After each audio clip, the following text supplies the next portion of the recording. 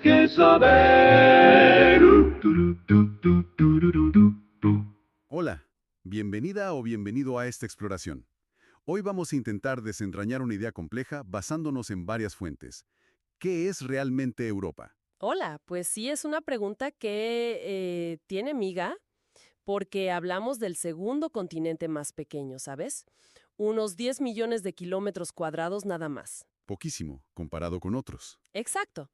Pero, y aquí viene lo interesante, es el tercero más poblado. Casi 750 millones de personas viven ahí. O sea, muchísima gente en poco espacio. Muchísima. La densidad de población es la segunda más alta del mundo. Solo Asia tiene más. Eso ya te dice algo, ¿no? Es un lugar concentrado, de gente, de historia. Totalmente. Bueno, analicemos esto un poco más. Empecemos por lo básico, la geografía, que ya tiene sus detalles curiosos. Dale. Está casi toda en el hemisferio norte y oriental. Limita con el Ártico al norte, el Atlántico al oeste, el Mediterráneo al sur y, bueno, al este está Asia. Ajá. Y ahí es donde la cosa se pone interesante. Porque esa frontera con Asia no es una línea recta en un mapa, ni mucho menos. Claro, no es como una costa. No para nada. Es más bien una convención, un acuerdo. Se usan accidentes geográficos, sí. Los montes Urales, el río Ural, el mar Caspio. El Cáucaso, el Mar Negro. Exacto. Y los estrechos turcos. Pero es una mezcla. No es tan natural como otros límites continentales. Ha cambiado con el tiempo, además. Y de ahí vienen los países que llamamos transcontinentales, ¿verdad? Como Rusia, por ejemplo. Justo. Rusia, que tiene la mayor parte de su población en la parte europea, aunque la mayor parte de su territorio esté en Asia, o Turquía, Kazajistán, Claro. e incluso islas. Piensa en Chipre o Malta.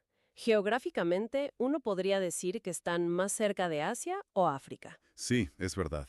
Pero por lazos históricos, culturales, políticos, se consideran parte de Europa. Y luego tienes el caso contrario.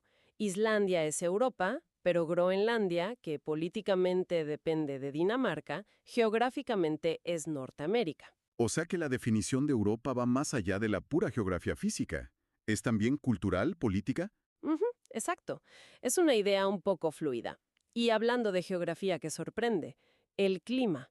Mucha parte de Europa, a pesar de estar bastante al norte, Tiene un clima templado, sí. ¿Cómo es eso posible? pues mira, la clave es la corriente del Golfo. Ah, la famosa corriente. Esa misma. Se le llama a veces la calefacción central de Europa.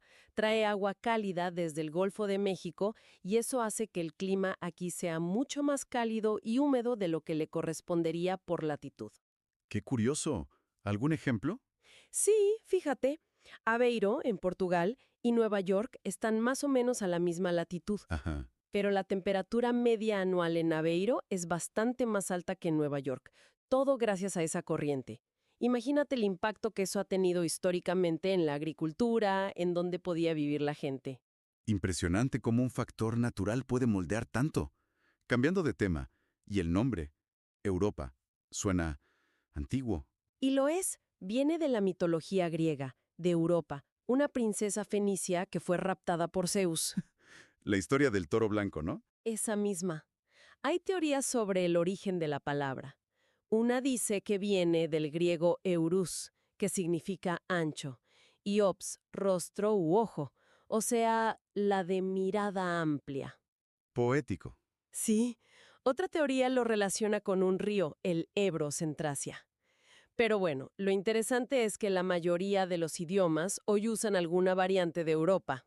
¿Siempre se llamó así en todas partes? No siempre. Hay un dato curioso. En algunas lenguas túrquicas, como el turco otomano, antiguamente se usaba Frangistán. Tierra de los francos. Exacto. Para referirse a gran parte de lo que hoy llamamos Europa. Muestra otra vez esa diversidad de perspectivas. Y hablando de diversidad, las lenguas, debe haber muchísimas. Unas 225 lenguas indígenas aproximadamente. Las familias más grandes son la romance, la germánica y la eslava, claro. Pero hay casos especiales, ¿no? Sí, como el euskera, el vasco. Es una lengua aislada, no tiene parientes conocidos. Es como una ventana a un pasado lingüístico muy antiguo. Una joya. Fascinante. Este escenario geográfico, climático, lingüístico tan particular ha visto una historia muy densa también. A menudo pensamos en las raíces clásicas, ¿no? Grecia, Roma. Claro, son fundamentales. La democracia, la filosofía, el derecho romano son pilares de lo que llamamos civilización occidental. Pero no solo eso. No, claro. Esa herencia se mezcló con aportes de pueblos germánicos, eslavos, celtas, muchos otros. Y la idea de Europa como una esfera cultural unida, ligada al cristianismo latino, realmente toma forma en la Edad Media. Y después vinieron grandes transformaciones. Uf, muchísimas. El Renacimiento, que redescubre ese pasado clásico. Luego, la era de los descubrimientos, que bueno, proyectó a Europa al mundo entero y le dio un papel dominante durante siglos. Para bien y para mal. Sin duda. Y la revolución industrial, que empezó en Gran Bretaña y cambió radicalmente la economía, la sociedad. Todo. Hasta llegar a tiempos más convulsos. Sí, el siglo XX fue tremendo. Las dos guerras mundiales nacieron aquí y se libraron en gran parte en suelo europeo. Eso marcó un declive de ese dominio global. Y surgieron otras potencias. Exacto. Estados Unidos y la Unión Soviética. Y luego la Guerra Fría, que partió el continente por la mitad, con el famoso telón de acero. Una división muy marcada. Muchísimo.